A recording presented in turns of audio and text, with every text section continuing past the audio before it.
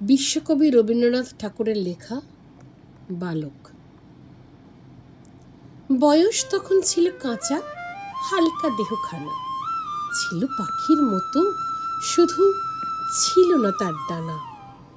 উড়তো পাশের ছাদের থেকে পায়রাগুলোর ঝাঁক, বারান্দাটার রেলিং পরে ডাকতো এসে কাক। ফেরিওয়ালা হেঁকে যেত গলির ওপার থেকে, তপসি মাছের ঝুড়ি নিত গামছা দিয়ে ঢেকে। বেহালাটা হেলিয়ে কাঁধে, ছাতের পরে দাদা, সন্ধ্যা তারার সুরে যেন সুর হতো তার সাধা। জুটেছি বৌদিদির কাছে ইংরেজি পাঠ ছেড়ে, মুখখানিটি ঘের দেওয়া তার শাড়িটি লাল পেরে। চুরি করে চাবির গোছা লুকিয়ে ফুলের টবে, স্নেহের রাগে রাঙিয়ে দিতেম নানান উপদ্রবে। কিশোরী চাটুজ্জে হঠাৎ জুটত সন্ধে হলেই, বাঁ হাতে তার থেলো হুকো, চাদর কাঁধে ঝোলে।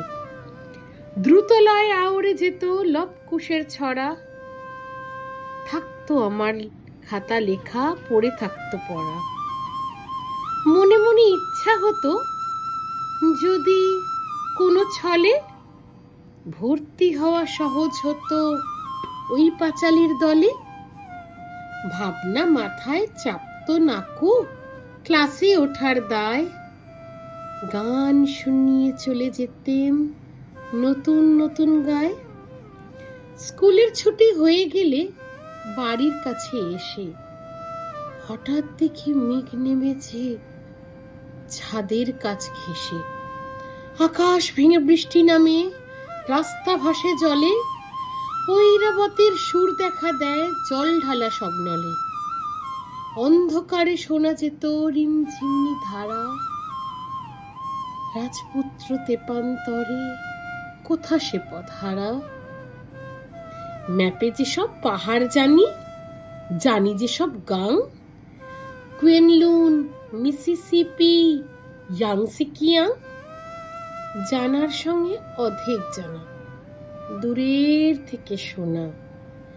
নানান রঙের সুতোয় সব দিয়ে জাল বোনা, নানান রকম ধ্বনির সঙ্গে নানান চলাফেরা, সব দিয়ে এক হালকা জগৎ মন দিয়ে মোর ঘেরা। ভাবনাগুলো তারই মধ্যে ফিরতো থাকি থাকি, বানের জলে শ্যাওলা যেমন মেঘের তলে পাখি।